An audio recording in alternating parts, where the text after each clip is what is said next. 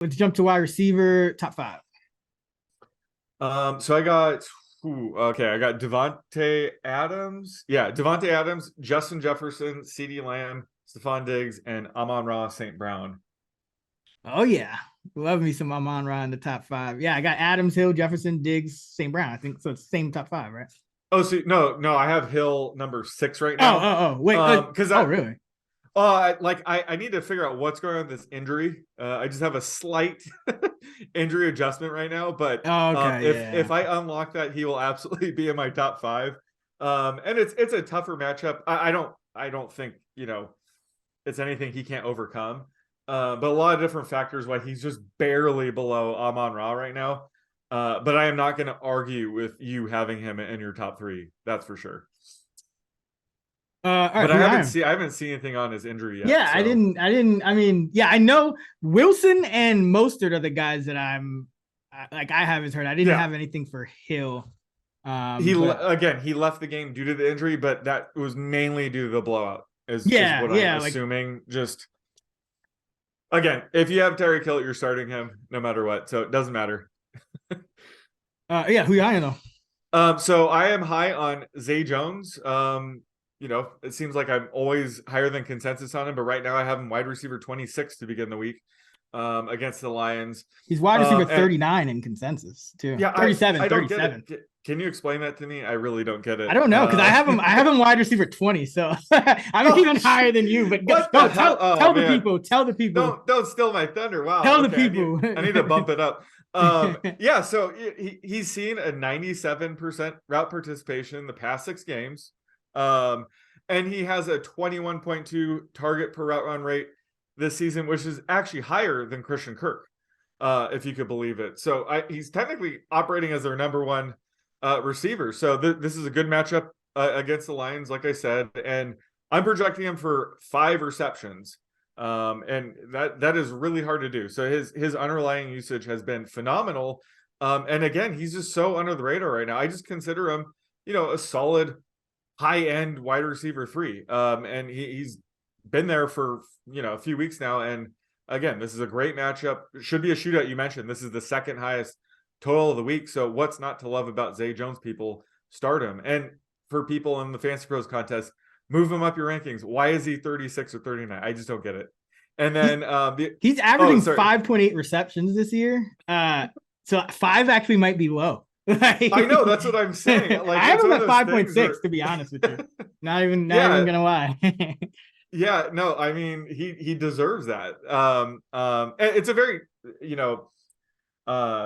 high target. Like it runs through Christian Kirk and Zay Jones. Yeah. Marvin Jones doesn't really factor in as much. Evan Ingram surprisingly just hasn't been seeing targets lately. And with ETN banged up, just a massive amount of targets going to both Jones and Christian Kirk. So what's not to love about him. But the other receiver I'm high on, finally this year actually, because I love this guy. It's Michael Gallup. And I have him as my wide receiver 28 against the Colts. But he's coming off his best game of the season. He posted a solid, 5 catches for 63-yard game. But he actually looked closer to 100%. He's making some great catches, looked great out there. Saw a 94% routes run rate, which is the highest of the season. So, he could provide solid wide receiver 3 value until the Cowboys potentially bring in Odell Beckham. So, just Gallup, just this matchup could be more of a pass funnel. I know they've been leaning on Zeke and Pollard the past few weeks, and, why wouldn't you? But this could be a matchup where they air it out just a little bit more. So I see Gallup as more of a mid-range wide receiver 3 this week. This is kind of the Gallup we saw last year when he was playing well. I think he's finally healthy. So he's moving way up my rankings this week. Wait, we need to talk about Gallup because I have him. He's still sitting here at wide receiver 46 for me. So I'm trying to figure out how we're getting here. So what do you have? Right. I have his routes at 90%. What do you have at? Good. That's very good. That's about where I have him. I think. Let's see. Because they're playing a lot more 2 wide with the 2 tight ends now. So I bumped him up and Noah Brown down. I have him at 88, actually. Okay, yeah. So there. So, how many pass yards do you have Dak? 260. That's why I have. Yep. I'm at like 240. Huh. That's 240. Interesting. Yeah. I guess it's, you know why? Because they're 11-point favorite. So it takes like a big chunk out of his, like it makes the Cowboys a lot more run heavy in my model. So I might have to do some adjustments. I think I might still have some of the Cooper Rush, pass run splits going on here. Yeah. I mean, they were in, full control of their past 2 games, and he still cleared this number. So I'm factoring that as well. They're still going to be able to run the shit out of the ball here. And after last night, I don't think the Colts keep it close, but he's been able to top 260 the past couple of games, even with a very favorable game script or a positive one. So I'm still there around 260. So that's really where the difference is. Yeah, I need to. I guess the Colts defense has been pretty good too against quarterbacks. And just Noah Brown is a complete ghost in this offense now, just not doing shit. So he's sort of the DeMarcus Robinson role in this offense. We say that, and then he'll like the randomly Chiefs DeMarcus Robinson. Sorry, not the Baltimore Ravens version. I mean, he disappeared last game, so everything is back to normal. Yeah. Anyone else or? No, just those 2 guys. For me, it is Garrett Wilson. I mean, like he's finally free of Zach Wilson, and I am loving it. I have Garrett Wilson wide receiver 9 this week. He's wide receiver 21 consensus. 21. Oh man. Yeah. I don't know why he's that low, but he's run a route on at least 90% of the dropbacks in each of the past 4 games. Even with Corey Davis back, even in the rain, still was in on 90% of the dropbacks with Mike White at quarterback. And I actually have him projected at 89%, so a little bit conservatively. And he's still popping as my wide receiver 9. Minnesota is a bottom 5 team in terms of DVOA against number 1 wide receivers. They're 29th according to Football Outsiders. So great matchup for Garrett Wilson. He's got the speed. He gets open. He's being targeted in the red zone. We've seen him produce big games with Mike White, Flacco, and Zach Wilson. So he seems to be quarterback proof. And I think they said it on, I think it was Joe Davis. I forget who was calling that game. Whoever it was, I liked him on the Bears, on that Bears telecast. But he called Wilson a budding superstar. And I think that's exactly what he is. So this is the time of year where I don't want to be low on rookies that I think are gonna pop off. So Garrett Wilson inside my top 10 this week against Minnesota. And love the Zay Jones call, as I mentioned. So those are my 2 guys. But loving some Garrett Wilson this week. Yeah, I'm not gonna lie. I was actually bracing myself for you to have him in your top 5. So a little disappointed in that, but top 10 is pretty good. I thought I was pretty high at wide receiver 15. I think that could only go up. And he's sort of like the Elijah Moore from last year. Just going off with all these different quarterbacks, but Garrett Wilson's the real deal. And just as long as Mike White's under center, he is definitely pushing top 10 value. So right there with you on him. How funny was it to see Elijah Moore pop off the minute Zach Wilson gets out of the lineup? Like it was like clockwork. And he did it with like less than 50%. 42 routes run, right? 42%. Like, love to see it though. Yeah, it just oh man. I mean, that Jets. If Mike White can just be serviceable, and I know a lot of times these third string quarterbacks, they start well, but then they kind of trend down. But if he could be serviceable, people are not going to want to face that Jets team as like a wild card, man. They're just too explosive. The defenses, they can create turnovers. Like it's going to be, oof. All right. Who are you low on at wide receiver?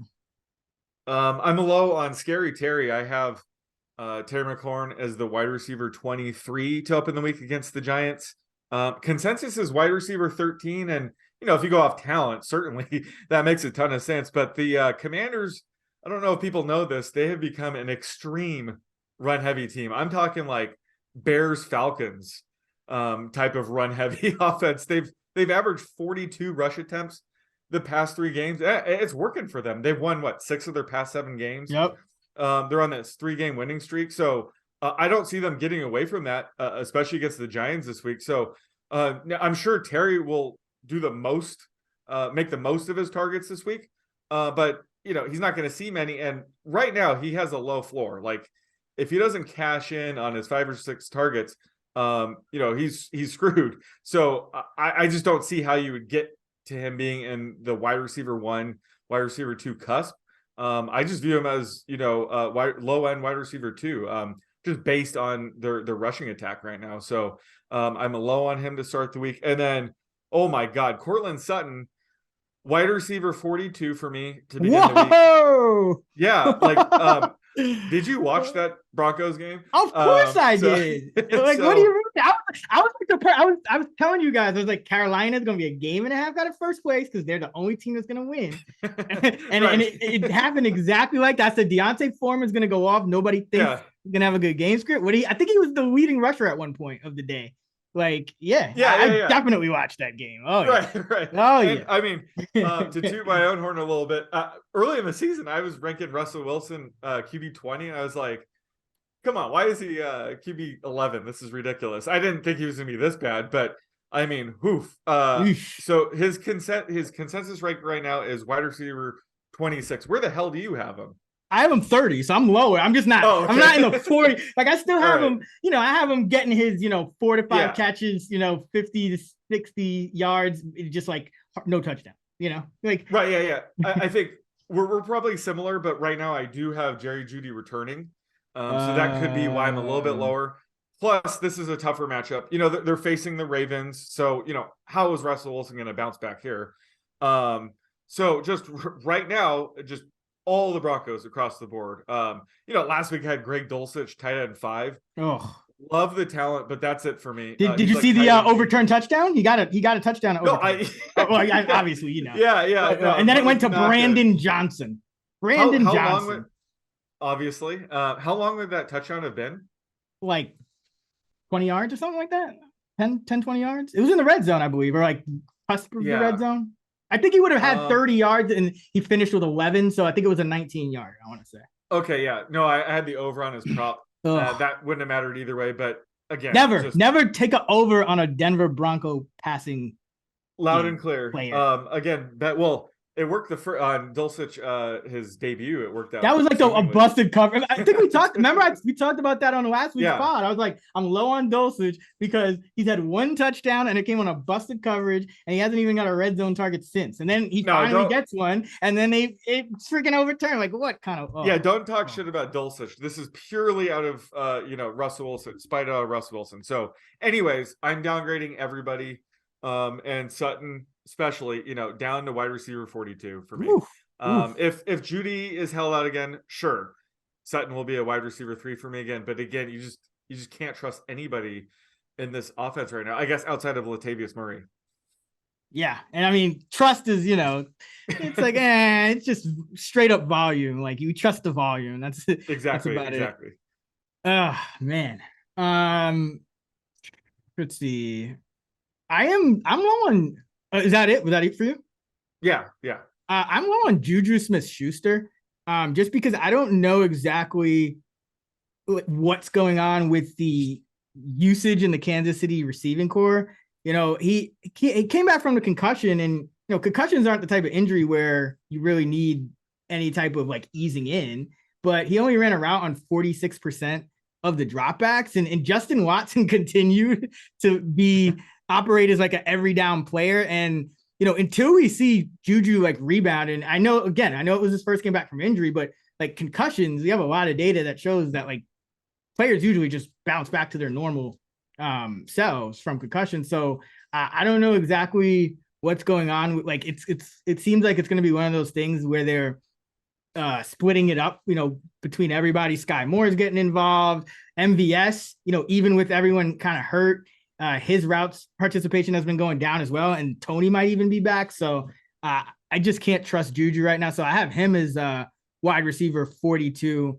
I'm projecting him a little bit below his, for the season, he's median route participation 77%. But I'm in the 60s until we see him bounce back, into his normal range. So, and again, even if he is running a full complement of snaps, just the way Kansas City is kind of spreading the ball around, they really don't have a true number one receiver. Like Juju had, a couple of good games, but a couple of games where he just disappeared. So the consistency is just not there for me with Juju. So low on him. Yeah, I think that they probably limited him just because it wasn't a close game. I know the score ended up being a little closer than I thought, but just the Rams didn't stand a chance. So I wonder if it was just sort of limiting him based on the game script. But it was weird to see only a 46% rate from him. And I rewatched that game too, and he made some catches in the second half, so it wasn't like he was in early and then they took him out because they were up. They were just kind of rotating everybody in. And, even Sky Moore, who had a big game, his route participation went down as well. And it's like Watson is the only guy that's continuing to see a lot of playing time. So it's just, again, Andy Reid, I always have to be kind of conservative. So like in those kind of situations, I just project everyone a little bit closer, to each other with the usage until we see some separation. Because earlier in the year, it was kind of like MVS and Juju, like 80%, other guys lower. Right. Now it's kind of everyone's converging. Another player I'm low on, and it's weird because I want to be higher on him, but Chris Olave, I'm at wide receiver 26. He's in the top 20 in consensus. He's 18th. And, he's just not running a true number one wide receiver, route participation rate. He's been around 83, 84%. And, it's kind of been up and down. He had one game at 97%, but last three games, 87, 63, 83. And in this kind of passing game where, they're rotating Taysom Hill and they're going up against a Bucs defense that has some pretty good corners. I know he had I think he had a big game against the Bucs the first time, if I'm not mistaken, but I just think top 20 for Olave is too high based on what his route participation is and the matchup. So I have him as more of a high end wide receiver 3, low end wide receiver 2, whereas the consensus has him as more of a mid range to high end wide receiver 2. Yeah, no, I'm right there with you. I'm wide receiver 25, and just whenever you apply logic and go off his underlying data, that's where he ends up. But he's going to get a 30-yard touchdown, catch 5 balls, and put up 80 yards. So usually by the end of the week, I just manually adjust him up a little bit higher. And to be fair, I mean, he's super talented. Kind of going back what you said earlier. Yeah, I don't want to be low on him. I'm just invest in rookies, so it's tough. But I'm right there when it comes to the underlying data. It makes total sense for him to be in the mid-20s.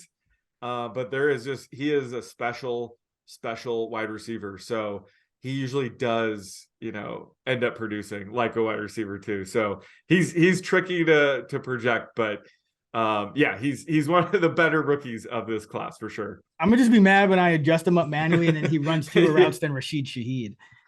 Oh yeah, well, like last week, right? Yeah, the week before I think it was. 2 weeks ago. Yeah, exactly. All right. Wide receiver prop. What you got?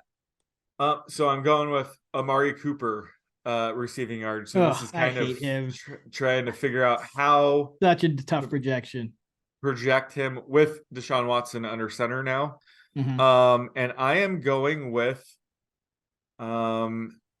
I mean, a lot of this does kind of go off of your Deshaun Watson projection, but I'm going with 65.5 receiving yards. Ooh, that is a good line. I will go under. I have it at 63. I have Watson projected pretty conservatively because I think Cleveland is going to want to remain run heavy against this Houston defense. And, just kind of what we saw, limited time of Watson. I think Watson to start is going to be a lot closer to like Jacoby Brissett than we think, So I actually have Watson just around like 230 passing yards, like nothing crazy.